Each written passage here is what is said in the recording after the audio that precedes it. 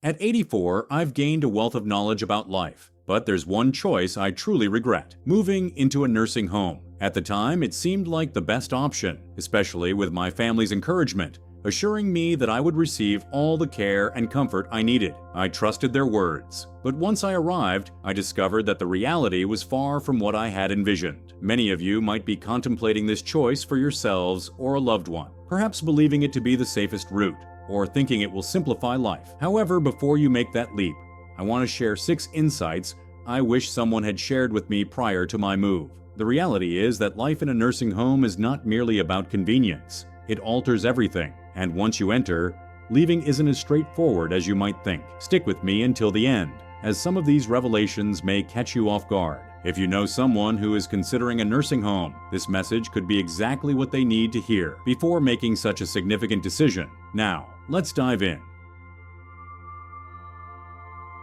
One of the most challenging realities of transitioning to a nursing home is coming to terms with the fact that life outside continues without you. When I first moved in, my family assured me they would visit regularly. I believed them, and initially, they did keep their word. My daughter visited weekly, and my grandchildren came on weekends, making it feel like I still had ties to my previous life. However, as time passed, those visits dwindled. My daughter began to call instead of coming in person, and my grandchildren became preoccupied with their studies and jobs. The holidays were particularly tough. Everyone promised to come, but plans often fell through at the last moment. I found myself alone in the common room, watching other residents gaze at the door, hoping for a visit that might never happen. It wasn't that my family stopped caring. Life simply got in the way. When you're not present every day, it's easy for others to assume you're doing well, that you're adapting, and that you don't require as much attention. Yet, the longer you stay in a nursing home, the more likely it is for people to forget how much you still need them. I recall one evening sitting in my room, holding my phone and contemplating whether to call my son.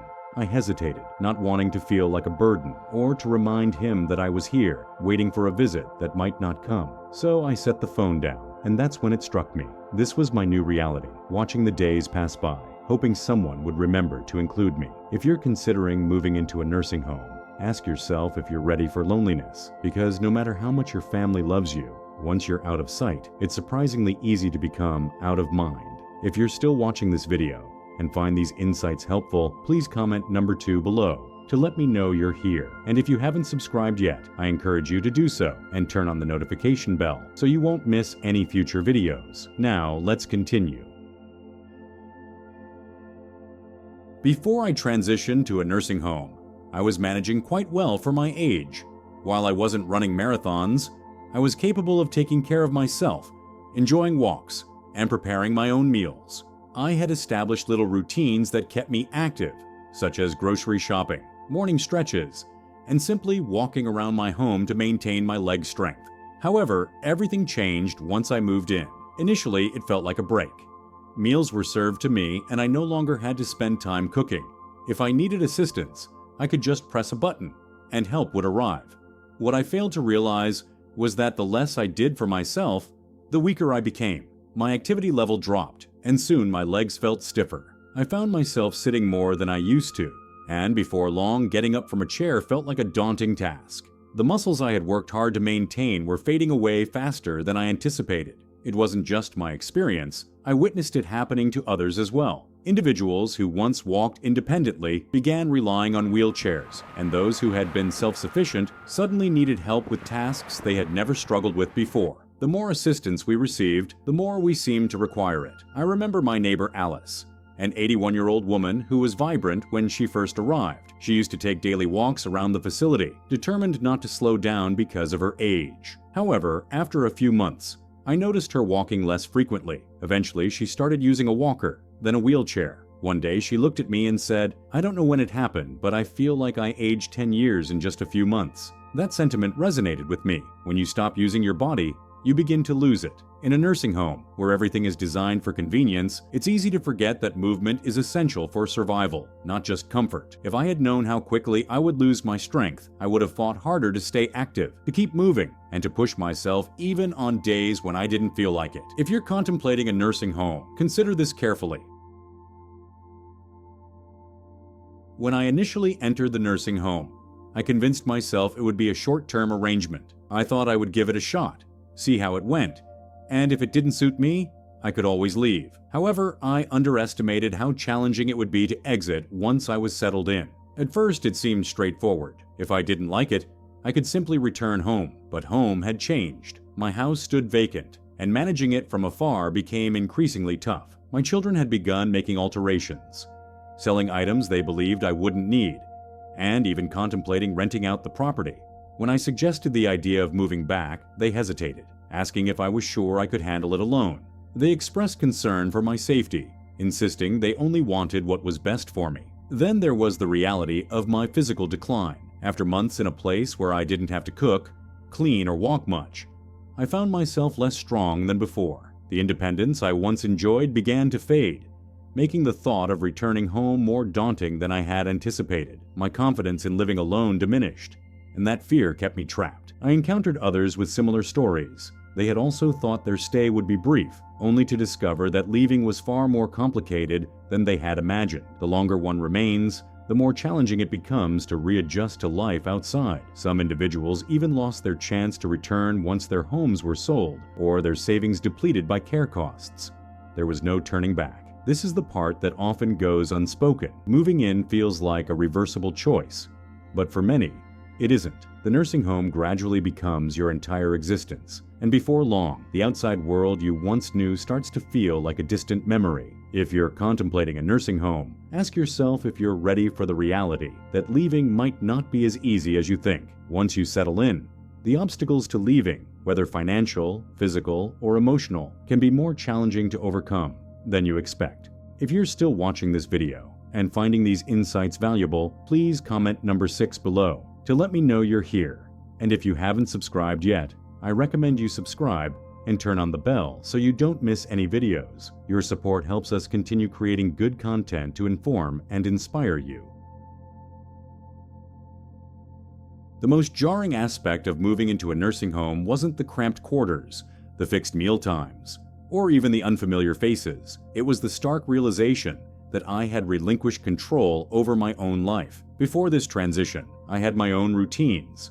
I chose when to rise, when to eat, and how to fill my day. I could stroll outside whenever I pleased, prepare my own meals, or simply relax in my favorite chair with a good book. However, once I settled into the nursing home, it became clear that my time was no longer mine. Everything operated on a schedule that didn't accommodate my preferences. Breakfast was served at a specific hour, regardless of my hunger, and lights out occurred at a designated time, whether I was ready for sleep or not. If I wanted to take a walk outside, I often needed permission and had to wait for someone to assist me. Simple choices, like what to eat or what to wear, began to feel like luxuries rather than basic rights. I vividly recall my first week there, waking up in a bed that felt foreign. As I sat up, stretched, and reached for the book I had been enjoying at home, the reality struck me. This was not my home. My beloved books, my favorite chair, and the little comforts I had cherished for years were all gone. In their place were sterile walls, an unchosen bed, and an overwhelming sense of loss. I was no longer in control of my own life. The most challenging realization was that once you surrender your independence, reclaiming it is nearly impossible. You adapt out of necessity. You stop questioning what's for dinner, and you cease asking if you can go for a walk whenever you wish. You learn to conform to their system, but in doing so, you risk losing a part of yourself. If you're contemplating a move to a nursing home, consider whether you're prepared to forfeit the small freedoms that define your life, because once they're gone, their absence will be felt more deeply than you could ever imagine. When I transitioned to the nursing home, I believed I was merely changing my living situation. I didn't realize that I was also altering the very reasons for my existence at home. There, I had responsibilities, routines, hobbies, and a motivation to rise each day. Even the little tasks, watering plants, brewing my own coffee, tidying my space, provided me with a sense of purpose. However, in the nursing home, those daily rituals vanished. Meals were prepared for me, cleaning was handled by others, and the plants were no longer mine to nurture. Initially, I convinced myself that it would be a relief to finally unwind. No chores, no obligations, just rest. But after a few weeks, I recognized that something was amiss. The days felt interminable, filled with nothing but waiting. I noticed the same in other residents. Individuals who once brimmed with vitality now spent their time sitting, staring, and waiting for the hours to pass. There was a man named George, 84, who had dedicated his life to carpentry. At home, he was always busy fixing things and crafting projects in his garage. But here, there were no tools, no projects, nothing for him to create. I observed as he gradually withdrew, his once strong hands now resting idly in his lap. "I feel useless," he confided in me one day, and I completely understood his sentiment. When you lack something to care for or a goal to strive toward, life begins to lose its significance. The mind slows, the body follows, and before long, you feel like just another resident in a place where time passes, yet nothing truly changes. If you're contemplating a nursing home, reflect on what brings meaning to your life. Once you settle in, discovering purpose isn't merely about filling your time. It's about clinging to the elements that make you feel truly alive. One aspect I hadn't fully anticipated before moving into a nursing home was the significant loss of privacy I would experience. At home, I had my own space where I could close my bedroom door, enjoy moments of silence, and do things at my own pace. However, in a nursing home, privacy becomes a rare commodity. From the moment I arrived, it felt as though I was under constant observation, with staff frequently entering and exiting, scheduled room checks, and shared areas where solitude was hard to find. Even basic activities like getting dressed or using the bathroom often required assistance. While I understood that the staff were simply fulfilling their duties, it was challenging to accept help for tasks I had managed independently for so long. During my first week, I grappled with the reality of needing to ask for permission to do things I once did without a second thought. Want to take a shower? You might have to wait for someone to be available. Need to use the restroom? Sometimes pressing the call button means a longer wait than you'd prefer. Meal options were also limited.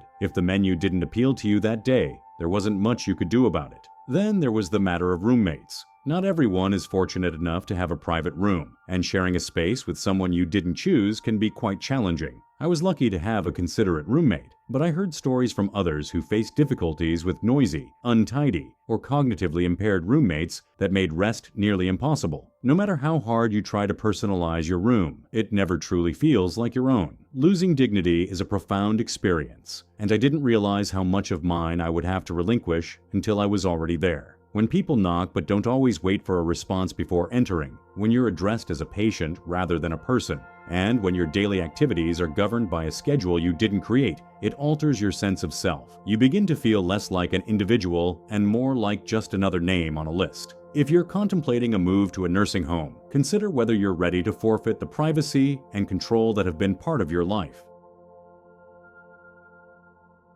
Looking back on my journey, I don't regret getting older. But I do wish I hadn't believed that a nursing home was my only option. I went in hoping for comfort, safety, and a better quality of life. But what I found was an environment that slowly took away my independence, privacy, purpose, and even my sense of self. Does that mean all nursing homes are bad? Not at all. Some people genuinely need the level of care they provide. Still, it's really important to think about what you might be giving up before making that choice, as life will change dramatically once you settle in. If I could do it all over again, I would have fought harder to stay in my own home, looked for alternative support that wouldn't take away my freedom, and made sure that moving was absolutely necessary before making such a big decision. If you're in a similar situation, I urge you to think about whether this is truly the best path for you or just the easiest one right now. The life you have now, your routines, independence, and choices are incredibly valuable and worth holding on to for as long as you can. Thank you for joining us today. We'd love to hear your thoughts. Please drop a comment below, sharing one insight you gained today and how you plan to use it in your life. Your feedback means a lot to us, and reading your comments really inspires and motivates us. If you found this video helpful, please like, subscribe, and share. Your support helps us keep creating valuable content to inform and inspire you. Thanks for watching, and we can't wait to see you in the next video.